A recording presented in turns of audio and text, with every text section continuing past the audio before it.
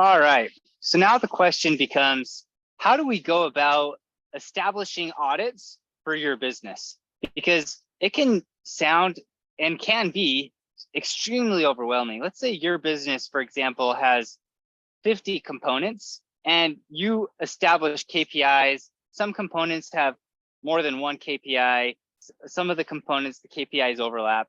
And overall, let's say you land with about 50 KPIs and the correlating critical drivers. Let's say there's an average of 1.5 critical drivers. So there's 75 critical drivers that you need to audit.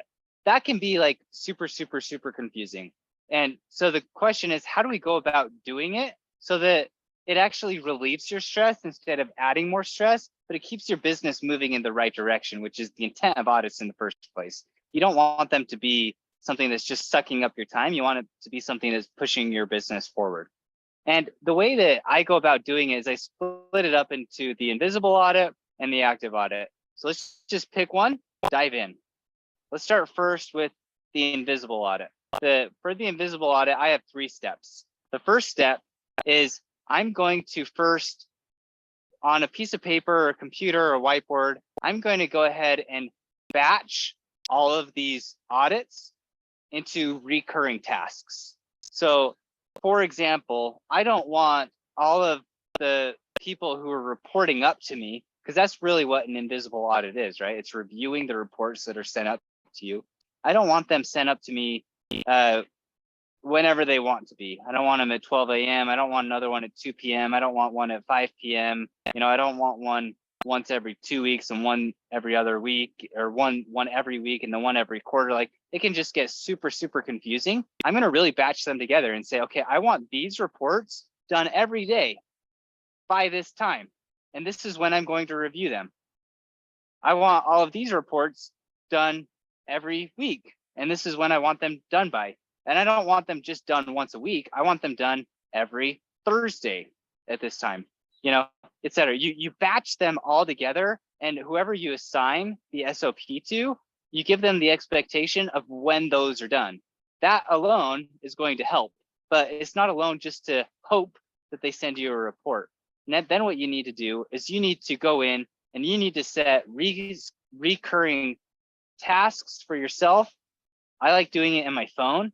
I have an iPhone and I just create a task that pops up that says, hey, it's time to review this batch of audits.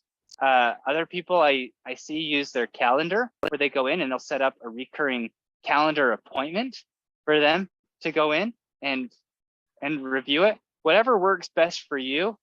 But this first step is batch your reports and schedule a time or schedule recurring tasks to actually take the time to audit when you're supposed to audit. Second, review.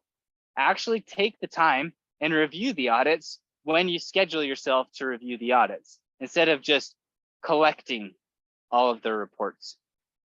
And the reason I like to batch the reports in different phases is if I got all 75 critical driver reports and 50 KPI reports all on the same day, it would be overwhelming. I wouldn't be able to get through all of them. So I like to break them all up, I'll usually have one part of every single day, that might be 10 minutes every single day where I'm reviewing invisible audits, and rather than having them all come all at one time. But the second one is just simply actually reviewing the audit instead of just letting it collect. The third step of invisible audits is to take action. And we're going to talk about what taking action means in the objective decision making part. So I'm not really going to touch much about it. I know you guys are probably like, well, I need to know that.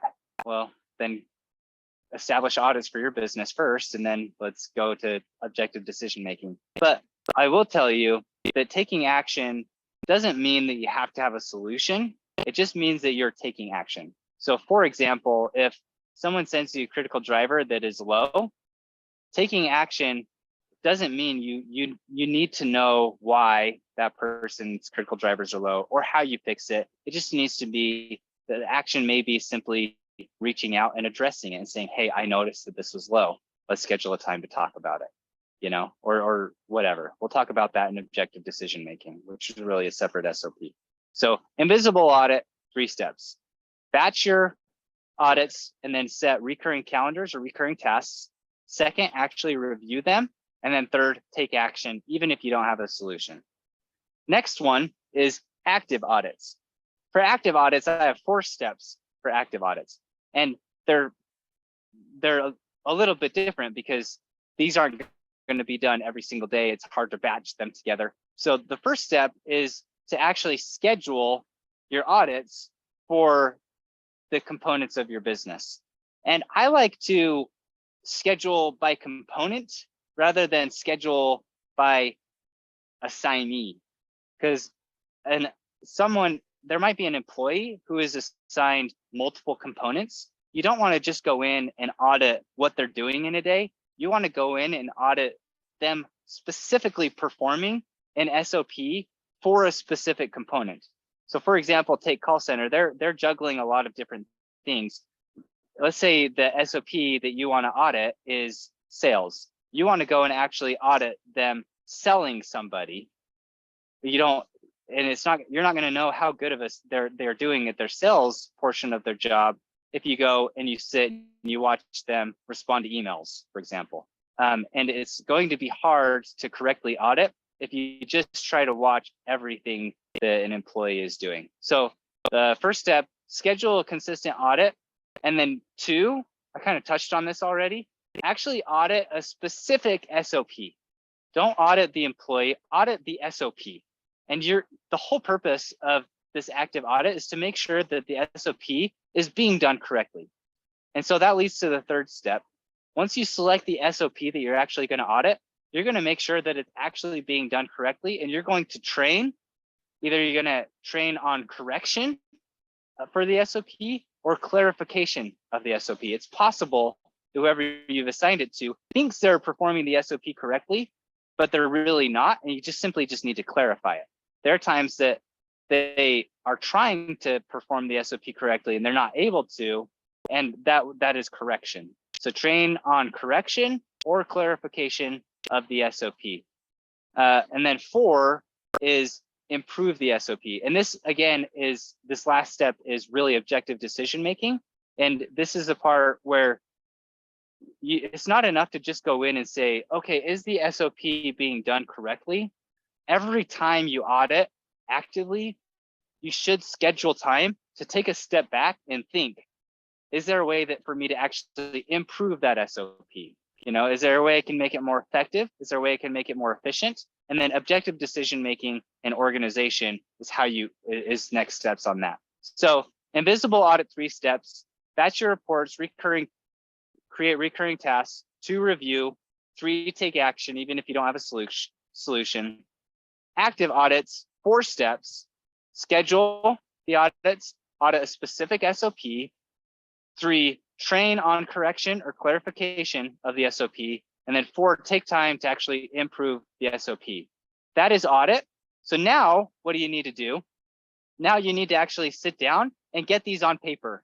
When are the reports being sent out to you? Hopefully you already have that, right? And so it's super easy, but you may want to just double check and make sure that you're actually batching them. So once you have that, actually go in and schedule time for you to audit those reports when they're sent to you. Remember, your audits are only powerful when it comes to invisible audits. They're only powerful if you actually audit them when you're scheduled to audit them.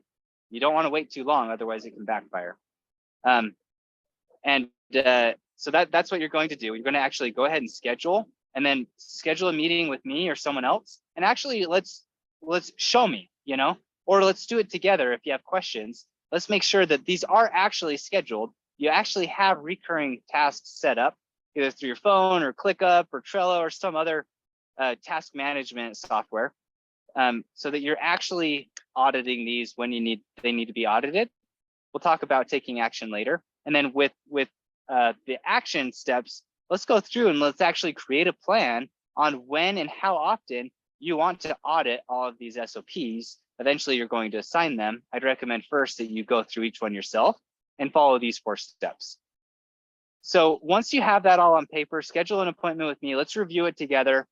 And then once you have everything on paper, before we start the implementation, this is the one time where I recommend actually going through 3 steps before you actually start the implementation. So this you'll want to go through audit training, objective decision making, and organization, all 3 steps, because they really come together to one puzzle, I guess you can say. It's hard to implement unless you understand all 3. So go ahead and keep watching at this point. But before you keep watching, get everything on paper, schedule appointments with me. Let's make sure everything is at least drafted, even if we're not implementing it yet, if that makes sense.